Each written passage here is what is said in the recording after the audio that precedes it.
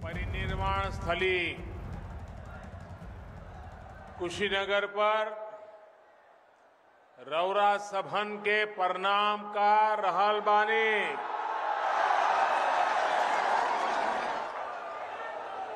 आज हम एयरपोर्ट के उद्घाटन आ मेडिकल कॉलेज के शिलान्यास कईनी, जवने के रौरा सब बहुत दिन से आगोरत रहली। अब ऐजा से जहाज उड़ी आ गंभीर बीमारी के इलाज भी हुई। यही के साथ रौरा सभन के बहुत बड़ा सपना भी पूरा हो गई है। आप सभी के बहुत बहुत बधाई। उत्तर प्रदेश की राज्यपाल श्रीमती आनंदीबेन पटेल जी, यूपी के लोकप्रिय यशस्वी कर्मयोगी मुख्यमंत्री योगी आदित्यनाथ जी, यूपी भाजपा के ऊर्जावान अध्यक्ष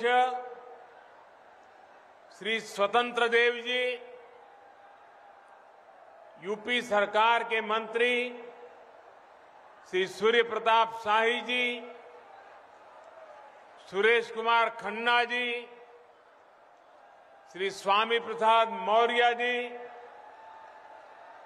डॉक्टर नीलकंठ तिवारी जी, संसद के मेरे साथी श्री विजय कुमार दुबे जी, डॉक्टर रमापति राम त्रिपाठी जी,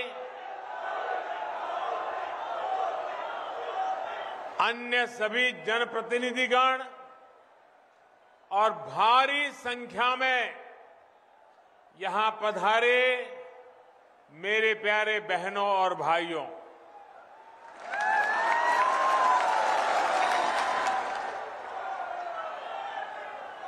दिवाली और छठ पूजा बहुत दूर नहीं है। ये उत्सव और उत्साह का समय है। आज महर्षि वाल्मीकि जी की जयंती भी है। इस पावन अवसर पर कनेक्टिविटी के, स्वास्थ्य के और रोजगार के सैकड़ों करोड़ के नए प्रोजेक्ट कुशीनगर को सौंपते हुए मुझे बहुत खुशी हो रही है। भाइयों और बहनों, महर्षि वाल्मीकि ने हमें रामायण के माध्यम से प्रभु श्री राम और माता जानकी के दर्शन ही नहीं कराए, बल्कि समाज की सामूहिक शक्ति, सामूहिक प्रयास से कैसे हर लक्ष्य प्राप्त किया जाता है, उसका ज्ञान बोध भी कराया। कुशीनगर इसी दर्शन का एक बहुत समृद्ध और पवित्र स्थान है। भाइयों और बहनों, नए इंटरनेशनल एयरपोर्ट से यहां गरीब से लेकर मिडिल क्लास तक, गांव से लेकर शहर तक पूरे क्षेत्र की तस्वीर बदलने वाली है।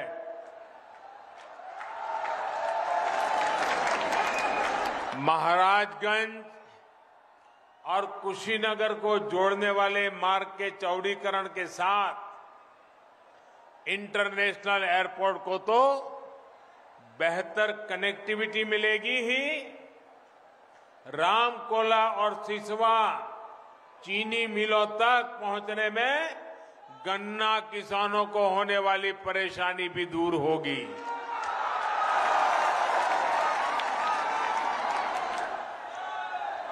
कुशीनगर में राजकीय मेडिकल कॉलेज बनने से आपको अब इलाज के लिए एक नई सुविधा मिल गई है। बिहार के सीमावर्ती इलाकों को भी इसका लाभ मिलेगा। यहां से अनेक युवा डॉक्टर बनने का अपना सपना पूरा कर पाएंगे। और आप जानते हैं, हमने राष्ट्रीय शिक्षा नीति जो नई लाए है ना, उसमें निर्णय किया है, आजादी के 75 साल के बाद पहली बार निर्णय हुआ है कि अब अपनी मातृभाषा में पढ़ने वाला बच्चा भी, गरीब मां का बेटा भी डॉक्टर बन सकता है, इंजीनियर बन सकता है। भाषा के कारण अब उसकी विकास की यात्रा में कोई रुकावट नहीं पैदा होगी। ऐसे ही प्रयासों के कारण पूर्वांचल में दिमागी बुखार, एन्सेफ्लाइटिस जैसी जानलेवा बीमारी से हजारों मासूमों को बचाया जा सका है। साथियों, गंडक नदी के आसपास के सैकड़ों गांवों को बाढ़ से बचाने के लिए अनेक जगहों पर तटबंध का निर्माण हो, कुशीनगर राजकीय महाविद्यालय का निर्माण हो, दिव्यांग बच्चों के लिए महाविद्यालय हो, ये क्षेत्र को अभाव से निकालकर आकांक्षाओं की तरफ ले जाएंगे। बीते 6-7 सालों में गांव, गरीब, दलित, वंचित, पिछड़ा, आदिवासी, ऐसे हर वर्ग को मूल सुविधाओं से जोड़ने का जो अभियान देश में चल रहा है, ये उसी की एक अहम कड़ी है। साथियों, जब मूल सुविधाएं मिलती है तो बड़े सपने देखने का हौसला और सपनों को पूरा करने का जज्बा पैदा होता है। जो बेघर है, झुग्गी में है, जब उसको पक्का घर मिले, जब घर में शौचालय हो, बिजली का कनेक्शन हो, गैस का कनेक्शन हो, नल से जल आए, तो गरीब का आत्मविश्वास अनेक गुना बढ़ जाता है। अब ये सुविधाएं तेजी से गरीब तक पहुंच रही है, तो गरीब को भी पहली बार एहसास हो रहा है कि आज जो सरकार है वो उसका दर्द समझती है, उसकी परेशानी भी समझती है। आज बहुत ईमानदारी के साथ केंद्र और राज्य सरकार यूपी के विकास में, इस क्षेत्र के विकास में जुटी है। डबल इंजन की सरकार डबल ताकत से स्थितियों को सुधार रही है, वरना 2017 से पहले, योगी जी के आने से पहले जो सरकार यहां थी, उसे आपकी दिक्कतों से, गरीब की परेशानी से कोई सरोकार नहीं था। वो चाहती नहीं थी कि केंद्र की योजनाओं का लाभ उत्तर प्रदेश के गरीब के घर तक पहुंचे। इसलिए पहले की सरकार के समय गरीबों से जुड़े, इंफ्रास्ट्रक्चर से जुड़े हर प्रोजेक्ट में यूपी में देर होती ही गई। राम मनोहर लोहिया जी कहा करते थे कि कर्म को करुणा से जोड़ो, भरपूर करुणा से जोड़ो। लेकिन जो पहले सरकार चला रहे थे उन्होंने गरीब के दर्द की परवाह नहीं की। पहले की सरकार ने अपने कर्म को घोटालों से जोड़ा, अपराधों से जोड़ा। यूपी के लोग अच्छी तरह जानते हैं कि इन लोगों की पहचान समाजवादियों की नहीं, परिवारवादी की बन गई। इन लोगों ने सिर्फ अपने परिवार का भला किया, समाज का और उत्तर प्रदेश का हित भूल गए। साथियों, देश का इतना बड़ा राज्य, इतनी ज्यादा आबादी वाला राज्य होने के कारण एक समय में उत्तर प्रदेश देश के हर बड़े अभियान के लिए चुनौती मान लिया जाता था। लेकिन आज उत्तर प्रदेश के हर बड़े मिशन की सफलता में अग्रणी भूमिका निभा रहा है।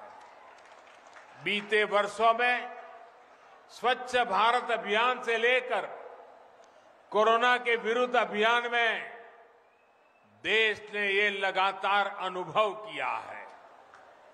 देश में प्रतिदिन औसतन सबसे ज्यादा वैक्सीन लगाने वाला अगर कोई राज्य है तो उस राज्य का नाम उत्तर प्रदेश है।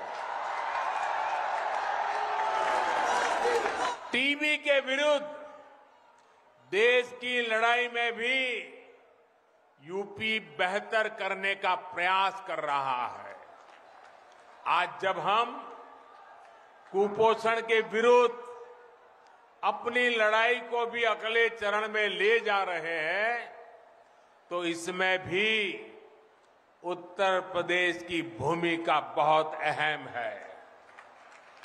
साथियों, यूपी में कर्मयोगियों की सरकार बनने का सबसे बड़ा लाभ यहां की माताओं बहनों को हुआ है। जो नए घर बने उनमें से अधिकांश की रजिस्ट्री बहनों के नाम हुई। शौचालय बने, इज्जत घर बने, सुविधा के साथ उनकी गरिमा की भी रक्षा हुई। उज्ज्वला का गैस कनेक्शन मिला तो उन्हें धुएं से मुक्ति मिली और अब बहनों को पानी के लिए भटकना ना पड़े, परेशान ना होना पड़े, इसके लिए घर तक पाइप से पानी पहुंचाने का अभियान चल रहा है। सिर्फ 2 साल के भीतर ही उत्तर प्रदेश के 27 लाख परिवारों को शुद्ध पेयजल कनेक्शन मिला है। साथियों, केंद्र सरकार ने एक और योजना शुरू की है जो भविष्य में उत्तर प्रदेश के ग्रामीण इलाकों में समृद्धि का नया द्वार खोलने वाली है। इस योजना का नाम है पीएम स्वामित्व योजना। इसके तहत गांव के घरों की घरौनी यानी घरों का मालिकाना दस्तावेज ये देने का काम शुरू किया है। गांव-गांव की जमीनों की, प्रॉपर्टी की ड्रोन के मदद से नपाई की जा रही है। अपनी प्रॉपर्टी के कानूनी कागज मिलने से अवैध कब्जे का डर तो समाप्त होगा ही, बैंकों से मदद मिलने में भी बहुत आसानी हो जाएगी। यूपी के जो युवा गांव के अपने घरों को, अपनी जमीन को आधार बनाकर अपना काम शुरू करना चाहते हैं, अब उन्हें स्वामित्व योजना से बहुत बड़ी मदद मिलने वाली है। भाइयों और बहनों, बीते 4.5 साल में यूपी में कानून के राज को सर्वोच्च प्राथमिकता दी गई है। 2017 से पहले जो सरकार यहां पर थी, उसकी नीति थी माफिया को खुली छूट, खुली लूट। आज योगी जी के नेतृत्व में यहां माफिया माफी मांगता फिर रहा है। और सबसे ज्यादा दर्द भी, इसका दर्द किसको हो रहा है? सबसे ज्यादा योगी जी के कदमों का दुख माफियावादियों को ही हो रहा है। योगी जी और उनकी टीम उस भू माफिया को ध्वस्त कर रही है, जो गरीबों, दलितों, वंचितों, पिछड़ों की जमीन पर बुरी नजर रखता था, अवैध कब्जा करता था। साथियों, जब कानून का राज होता है, अपराधियों में डर होता है, तो विकास की योजनाओं का लाभ भी तेजी से गरीब, दलित, शोषित, वंचितों तक पहुंचता है। नई सड़कों, नए रेल मार्गों, नए मेडिकल कॉलेजों, बिजली और पानी से जुड़े इंफ्रास्ट्रक्चर का भी तेज गति से विकास हो पाता है। यही आज योगी जी के नेतृत्व में उनकी पूरी टीम उत्तर प्रदेश में जमीन पर उतार करके दिखा रही है।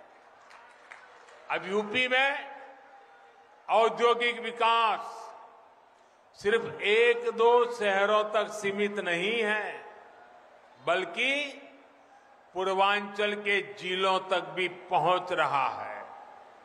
साथियों, उत्तर प्रदेश के बारे में एक बात हमेशा कही जाती है कि एक ऐसा प्रदेश है जिसने देश को सबसे ज्यादा प्रधानमंत्री दिए।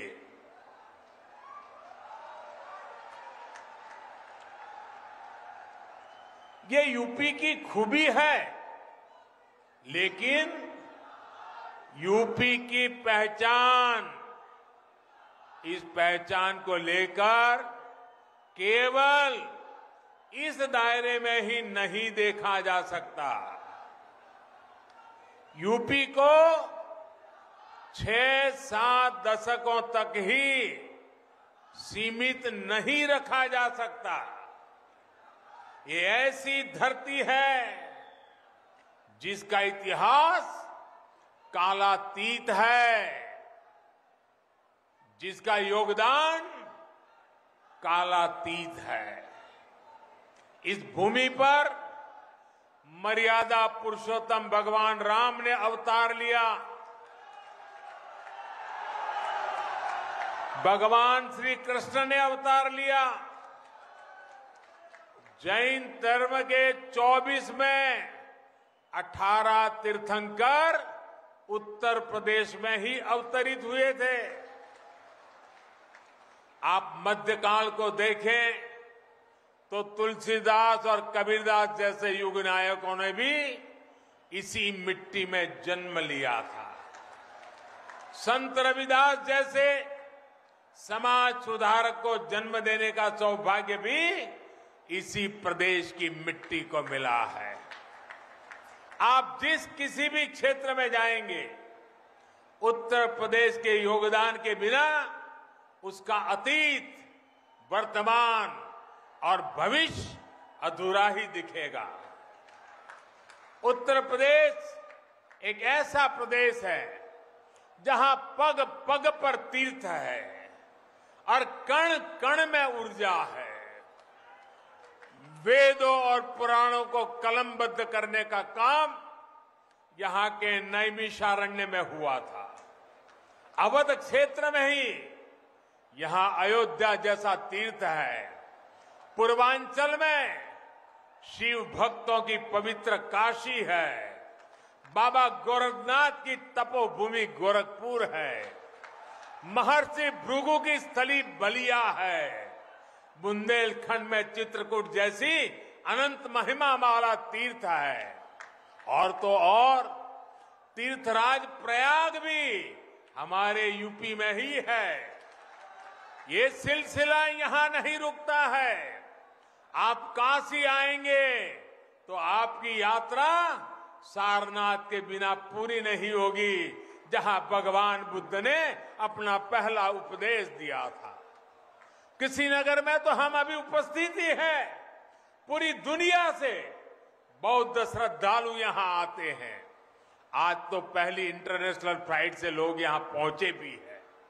अलग अलग देशों से लोग जब कुशीनगर आएंगे तो श्रावस्ती, कौशाम्बी और संकिसा जैसे तीर्थ भी जाएंगे। इसका श्रेय भी यूपी को हिस्से आता है। श्रावस्ती में ही जैन तीर्थंकर संभवनाथ जी का जन्म स्थान भी है। इसी तरह अयोध्या में भगवान ऋषभदेव और काशी में तीर्थंकर पार्श्वनाथ और सुपार्श्वनाथ जी, इनकी भी जन्मस्थली है। यानी यहां एक एक स्थान की इतनी महिमा है कि कई कई अवतार एक स्थान पर हुए हैं। यही नहीं, हमारी गौरवशाली महान सिख गुरु परंपरा का भी उत्तर प्रदेश से गहरा जुड़ाव रहा है। आगरा में गुरु का ताल गुरुद्वारा आज भी गुरु तेग बहादुर जी की महिमा का, उनके शौर्य का गवाह है। जहां पर उन्होंने औरंगजेब को चुनौती दी थी।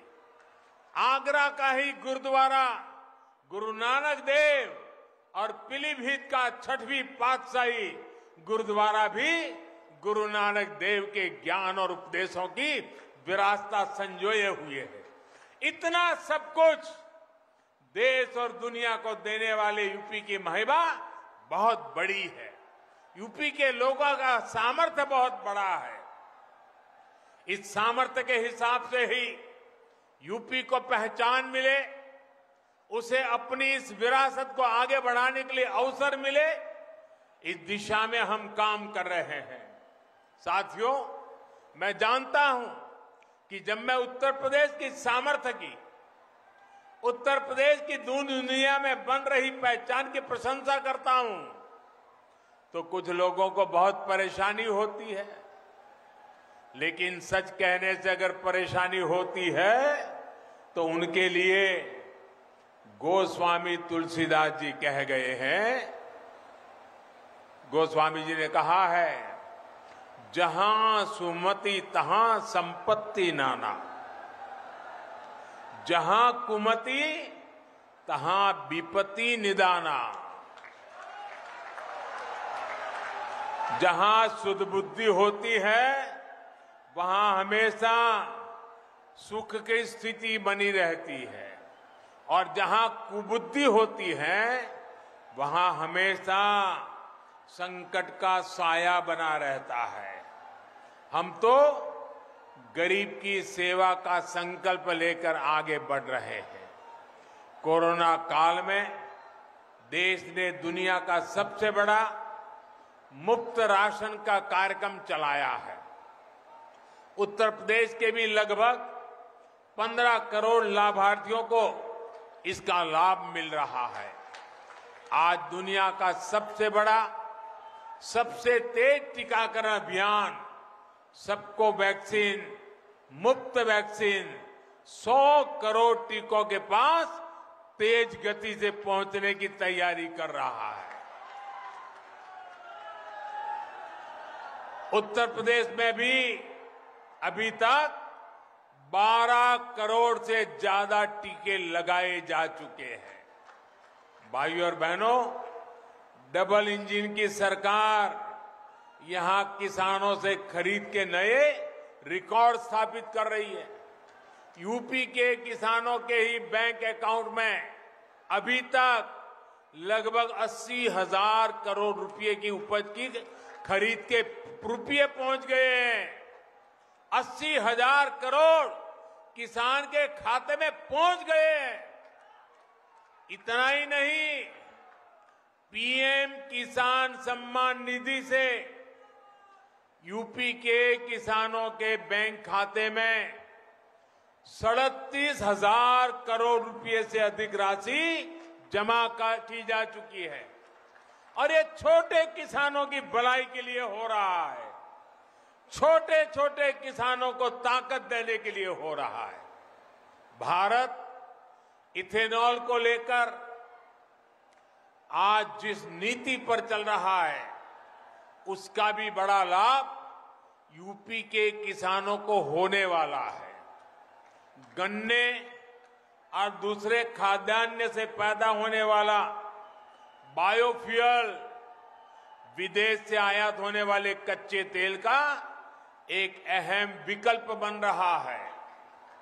गन्ना किसानों के लिए तो बीते सालों में योगी जी और उनकी सरकार ने सराहनीय काम किया है। आज जो प्रदेश अपने गन्ना किसानों को उपज का सबसे ज्यादा मूल्य देता है, तो उस प्रदेश का नाम है उत्तर प्रदेश। पहले जो सरकार थी, उसके कार्यकाल में, योगी जी के आने के पहले उसके कार्यकाल में 5 साल में गन्ना किसानों को 1 लाख करोड़ रुपए से भी कम भुगतान किया गया था। 1 लाख करोड़ से भी कम। वहीं योगी जी की सरकार तो अभी 5 साल भी नहीं हुए हैं और उनकी सरकार में गन्ना किसानों को लगभग 1.5 लाख करोड़ रुपए का भुगतान किया जा चुका है। अब बायोफ्यूल बनाने के लिए, इथेनॉल के लिए उत्तर प्रदेश में जो फैक्ट्रियां लगाई जा रही हैं, उससे गन्ना किसानों को और भी मदद मिलेगी। भाइयों और बहनों, आने वाला समय यूपी की आकांक्षाओं की पूर्ति का समय है। आजादी के इस अमृत काल में यह हम सभी के लिए जुट जाने का समय है। यहां से यूपी के लिए 5 महीने की योजनाएं नहीं बनती है, बल्कि आने वाले 25 वर्षों की बुनियाद रख करके यूपी को आगे ले जाना है। कुशीनगर के आशीर्वाद से, पूर्वांचल के आशीर्वाद से, उत्तर प्रदेश के आशीर्वाद से और आप सबके प्रयास से ये सब संभव है। उत्तर प्रदेश के आशीर्वाद से ये पक्का संभव होने वाला है। एक बार फिर आप सभी को अनेक अनेक नई सुविधाओं के लिए मैं बहुत बहुत बधाई देता हूं।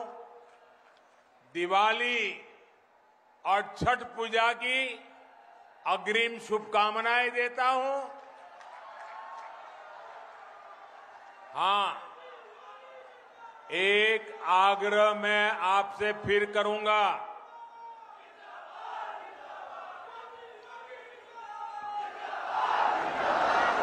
एक आग्रह मैं फिर से करूंगा, लोकल के लिए वोकल, लोकल के लिए वोकल होना भूलना नहीं है। लोकल खरीदने का आग्रह रखना है। दिवाली हमारे ही पास पड़ोस के भाई बहनों के पसीने से जो चीजें बनी है, उसी से अगर करेंगे तो दिवाली में अनेक रंग भर जाएंगे।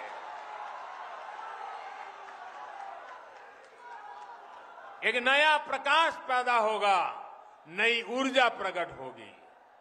यानी त्योहारों ने और इस त्योहारों में अपने लोकल प्रोडक्ट्स, उसको हमें ज्यादा से ज्यादा खरीदना है। इसी आग्रह के साथ आप सभी का बहुत बहुत आभार, धन्यवाद। भारत माता की, भारत माता की, भारत माता की। बहुत बहुत धन्यवाद।